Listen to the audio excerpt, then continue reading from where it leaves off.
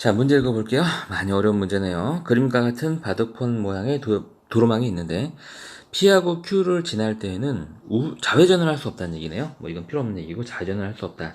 그랬을 때 A에서 B 지점까지 가는 최단 거리로 가는 방법의 수를 구하라. 자, 엄청 어려운 문제고요. 자, 일단은 우리가 여기서 알아야 될 건 뭐냐면 최단 거리의 진행 방향이 이렇게 되잖아요. 그럼 우리가 특정 점들을 찾을 건데 이 최단 거리들은요, 얘랑 이제 교차하는 또 다른 대각선 이렇게 생각을 해볼 때, 이 대각선의 위치에 있는 점들 중에 반드시 하나를 통과하게 돼요. 무슨 말이냐면, 우리가 지금 최단 거리 방향이 이렇게 되잖아요.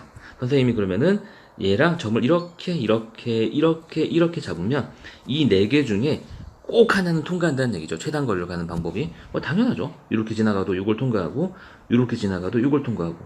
이 개념에 더 좋은 건 뭐냐면 이 네 개 중에서 중복해서 지나가는 경우는 없다는 얘기예요. 다시 말해서 이 네 개 중에서 꼭 하나를 지나가기 때문에 A에서 B로 가는 최단 거리는 이걸 지날 때, 이걸 지날 때, 이걸 지날 때, 이걸 지날 때 이렇게 나누어서 더하면 된다는 얘기죠. 자, 그러면 선생님 이렇게 잡을 수도 있잖아요. 제가 요렇게 잡을 수도 있잖아요. 네, 맞아요. 이렇게 잡아도 됩니다. 그러니까 우리가 그 점을 어떻게 잡는지는 그 문제 상황에 맞게 식을 가장 효율적으로 풀 수 있는 위치로 잡으시면 되는 거고, 그거는 이제 당연히 여러분들이 문제를 많이 풀어보는 이제 내공이 쌓여야지 가능한 일이 되겠죠. 자, 어쨌든 그 개념을 이제 우리가 생각을 한번 해보게 되면 A에서 B로 갈 때 선생님은 점을 어떻게 잡을 거냐면, 자, 이 점을 지날 때, 점 P를 지날 때, 그 다음에 이 점을 지날 때, 이 점을 지날 때 이렇게 네 개를 나눠서 생각하고 각각의 점의 이름을 C, D, E로 주겠습니다. 자, 그럼 최단 거리의 첫 번째 경우는 A에서 C로 갔다가 B로 가는 방법이 되겠고요. 뭐 이건 뭐 사실 이름 줄 필요도 없이 이거 한 가지밖에 없죠. 네, 이 녀석은 한 가지가 되겠습니다. 자, 두 번째, 이제 조금 어려운 P를 지나는 경우를 한번 해볼 텐데요. 자, P는 이제 좌회전이 안 되잖아요, 여러분들. 좌회전이 안 되는 경우, 선생님 어떻게 하자고 그랬죠? 네, 그 점에 진입하는 두 개의 점을 잡자고 그랬어요. 그래서 이렇게 주고, 얘는 뭐, 선생님 F라고 한번 해볼게요. 저는 F, G, 요렇게. 그럼 이제 우리가 P를 통해서 B로 가는 방법은, 최단 거리로 가는 방법은 P를 진입했다가 직진을 하고 나서 여기에서 다시 B로 가는 이런 최단 거리 방법이 있을 거고요. 그 다음에 여기에서 우회 좌회전으로 꺾었다가 B로 가는 방법이 있을 거 아니에요, 여러분들. 그쵸? 그게 안 된다는 거예요. 그게 안 된다는 거죠. 그래서 우리는 어떻게 구할 거냐면, A에서 P를 거쳐서 B로 가는 전체 방법 중에서 A에서 F 갔다가 F에서 P 갔다가 P에서 얘를 F2라고 할게요. 좌회전을 해가지고 B로 최단 거리로 가는 방법을 뺄 겁니다. 그러면은 A에서 P를 거쳐서 가는 방법이 되겠죠. 이거 C로 나타내 볼까요? 우리가 그 다음에 구할 거는 A에서 P를 거쳐서 B를 가는 방법인데, 얘가 A에서 F를 거쳐서 F 갔다가 그 다음에 F에서 P 갔다가 P에서 F2를 갔다가 B에 가는 방법만 이제 빼면 된다는 얘기가 되겠습니다. 뭔가 이상하다. 요거 안 되는 건데 이게 같은 건 아니고요. 요거에서 는이 아니라 빼기 A에서 F 갔다가 F에서 P 갔다가 P에서 F2 갔다가 B 가는 거 이걸 빼겠다는 얘기죠. 자, 계산만 한번 해볼까요? 자, 그럼 는 일단 A에서 P 가는 방법은 여기서 이거 가는 방법이니까 세 가지. 이 어려운 문제를 푸는데 A에서 P 가는 최단 거리가 세 가지가 바로 안 된다라고 하는 건 이 문제를 푸는데 아직은 조금 여러분들 연습이 필요하다는 얘기가 되겠죠. 자, 일단 P에서 B로 가는 건 하나, 둘, 셋, 넷, 다섯 가지니까 다섯 가지가 되겠죠. 다섯 개니까 다섯 가지. 정확하게는 5팩 나누기 4팩입니다. 자, 빼기. 그 다음에 A에서 F 가요. A에서 F 가는 건 한 가지예요. 그래서 위로 쭉 올라가야 되죠. 한 가지 곱하기. 그 다음에 F에서 P 가는 것도 뭐예요? 그죠? 한 가지죠.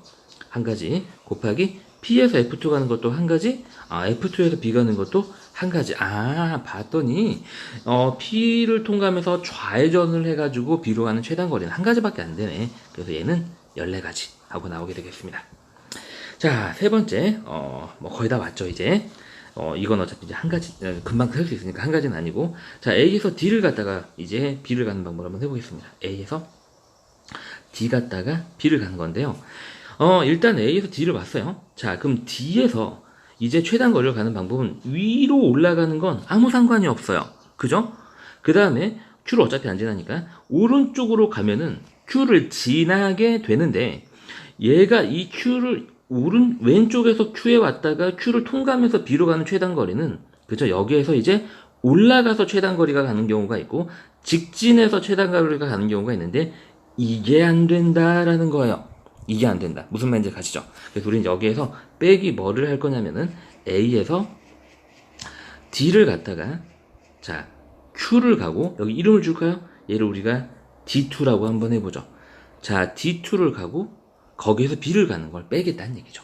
좌회전 안 된다 그랬으니까. 자 이제 계산합니다. 별거 없죠. 실수만 안 하고 차근차근 하면 되는 거예요. 자 그래서 A에서 D를 가는 방법. 자 A에서 D 여기죠? 네 여기 가는 방법 세 가지입니다. 곱하기 자 D에서 B 가는 거 D에서 B 가는 거는 지금 하나 둘 셋 하나 둘이니까 5팩 나누기 3팩 2팩에서 10이 되겠죠. 자 빼기 자 A에서 D 가는 거 자 똑같이 세 가지 쓰면 되고요. D에서 Q 가는 건 다 한 가지죠. 일로 오는 거고 Q에서 D2 가는 것도 한 가지죠. 그러니까 이 문제는 이쪽 부분이 좌회전으로 결정되어 있기 때문에 여러분 연습이 되지만 아 어차피 다 1이구나 라는 걸 알 수 있습니다. 자 곱하기 이제 여기만 보면 되죠. D2에서 B 가는 게 몇 개? 3개 이렇게 되겠죠. 그럼 전체 경우의 수는 자 30 빼기 9가 되겠습니다. 21가지가 나오겠네. 자 마지막 자 우리가 지금 점을 총 1개, 2개, 3개, 4개로 나누었는데 마지막 하나 남았죠. A에서 자 2를 갖다가 자 B를 가는 경우 자 2를 갖다가 B를 가는 경우는요 선생님 A에서 2 갔다가 요렇게 Q를 통과하는 경우도 있는데 얘는 왜 생각을 안 하죠? 라고 하겠지만 이렇게 Q의 아래쪽에서 올라오잖아요. 그럼 아래쪽으로 올라오는 애가 B에 가는 최단 거리의 방법은 오른쪽으로 가거나 직진하는 건데 좌회전만 안 된다 그랬지 직진과 우회전 된다 그랬으니까 이 Q의 아래쪽에서 올라오는 2를 통과하는 최단 거리는 그냥 좌회전의 제약 조건을 생각하지 않으셔도 상관이 없어요. 무슨 말인지 가시죠? 그냥 여기에서 이걸로 가는 모든 제약이 없는 겁니다. 그냥 세면 된다는 얘기죠. 자, 계산만 합니다. 자, A에서 2로 가는 방법은 한 가지. 그 다음에 E에서 B로 가는 건 2칸, 3칸으로 가는 거니까 10가지가 되겠습니다.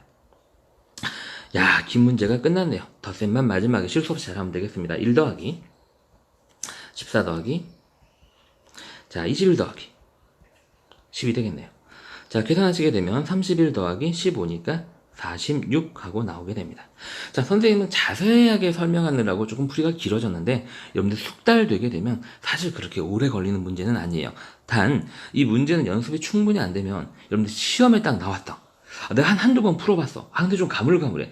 시간 엄청 잡아먹습니다. 실수도 굉장히 많이 나오고요. 아예 자신 없으면은 그냥 시험에 안 나오기를 기도하면서 포기하시거나 공부할 거면은 아예 빠르게 풀 수 있을 때까지 공부하셔야 돼요. 아시겠죠?